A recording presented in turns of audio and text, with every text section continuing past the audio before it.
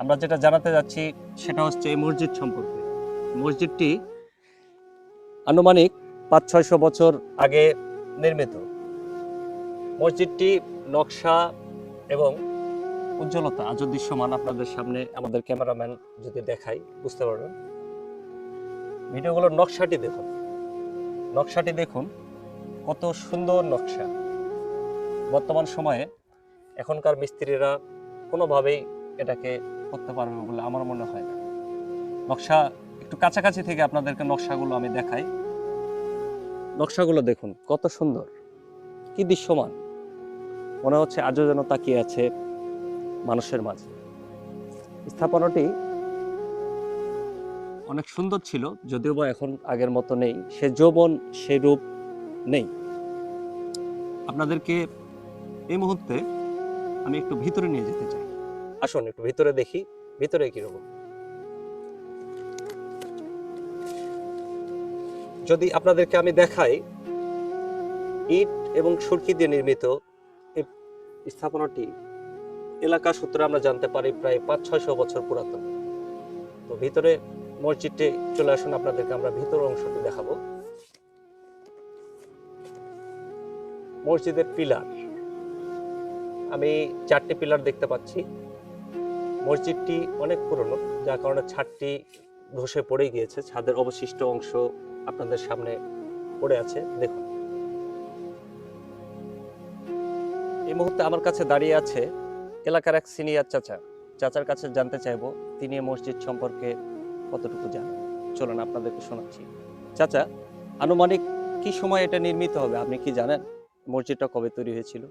এটা বললাম যে এখন কত সাল, এটা যেমন তার কারণ ব্রিটিশের আগে নবাবের আমলে হয়েছে এই জিনিসটা। আচ্ছা, স্থাপিত নবাবের আমলে হয়েছে। নবাবের আমলে।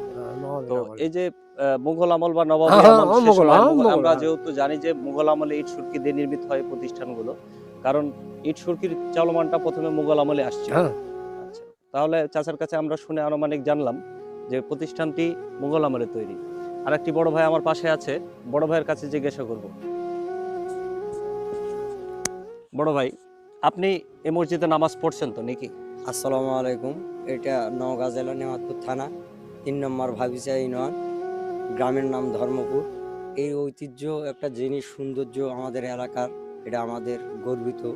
এই জিনিসটা কত সালে হয়েছে এটা আমার বাপ দাদা বা পূর্বপুরুষেরাও বলতে পারে না।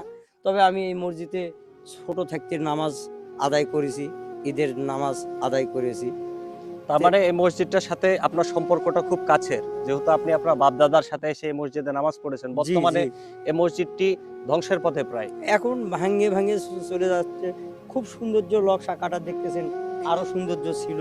এই জিনিসগুলো আস্তে আস্তে ভাঙ্গে ভাঙ্গে ভাঙ্গে চলে যাইতেছে, এইটুকুই আমি জানি বা আইন এইটুকুই প্রশাসন বা দেখতেছি। দেশের মানুষের কাছে আপনার চাওয়া কি যে মসজিদটা আবার পুনর্নির্মাণ হলে কেমন হয়?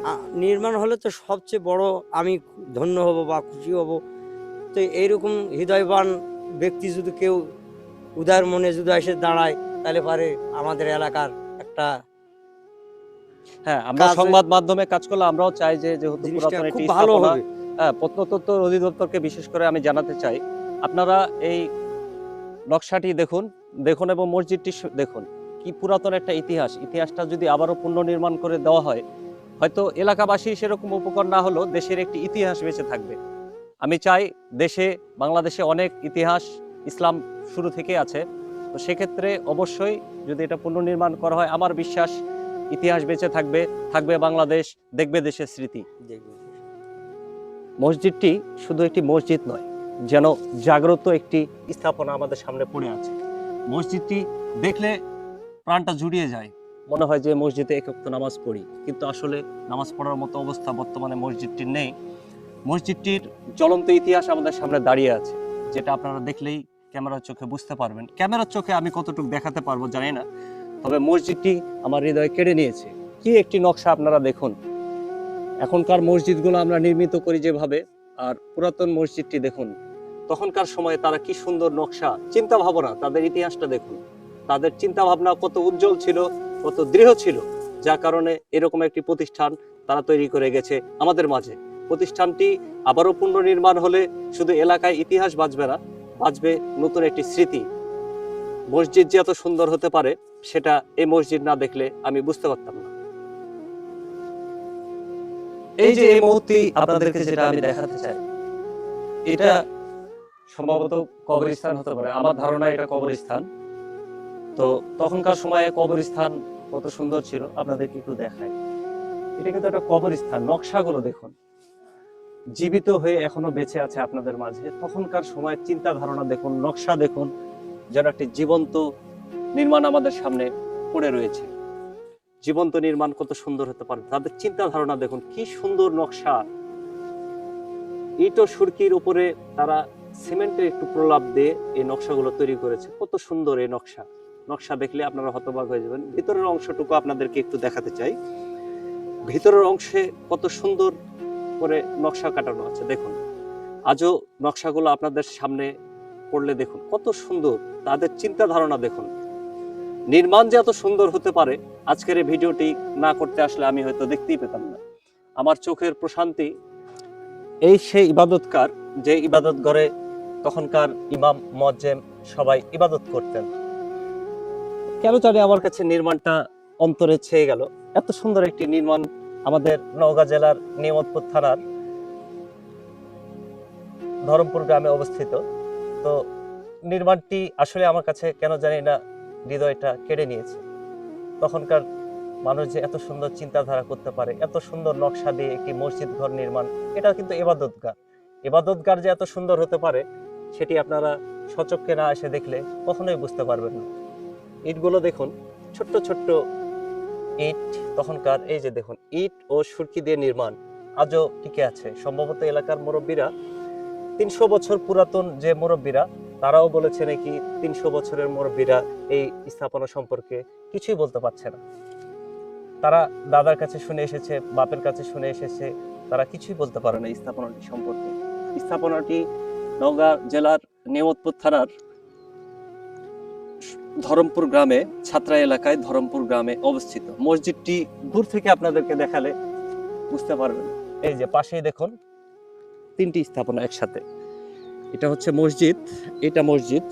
মসজিদ কত সুন্দর হতে পারে, তখনকার যারা নকশার কাজে ছিল কত সুন্দর করে একটি নকশা করেছে। দেখুন মসজিদটির উপরে 3টি, চারদিকে 4টি মিনার তৈরি ছিল। কত সুন্দর মিনার, ছোট্ট ছোট্ট মিনার, কত সুন্দর লাগছে দেখুন।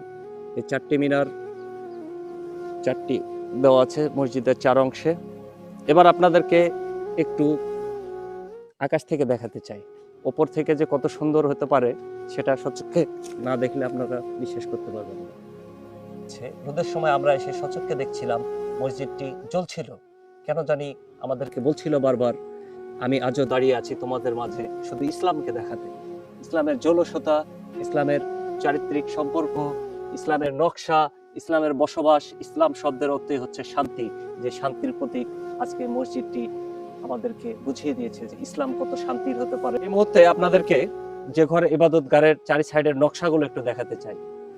নকশা কত সুন্দর এবং তাদের চিন্তা ধারণাগুলা কত সুন্দর, যার কারণে ক্যামেরার চোখে আপনাদেরকে আমি আজকে 500 বছরের আগের ইতিহাস দেখাতে পারছি।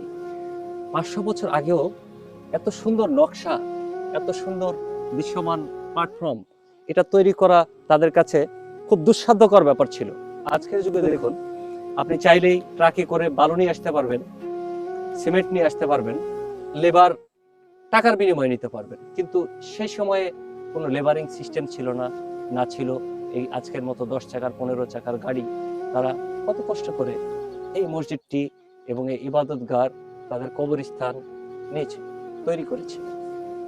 তাদের এই অক্লান্ত পরিশ্রমের কারণে আজকে আমাদের চোখের দৃষ্টিটি দেখতে পাচ্ছে এত সুন্দর একটি স্থাপনা। পুরাতন সময়ের এই স্থাপনাগুলো দেখলে কলিজাটা প্রশান্তি পায় এবং ভেতর থেকে কথা চলে আসে এরকম, আমার জীবনে আমি এইরকম স্থাপনা হয়তোবা আর দ্বিতীয়টি দেখতে পারবো না।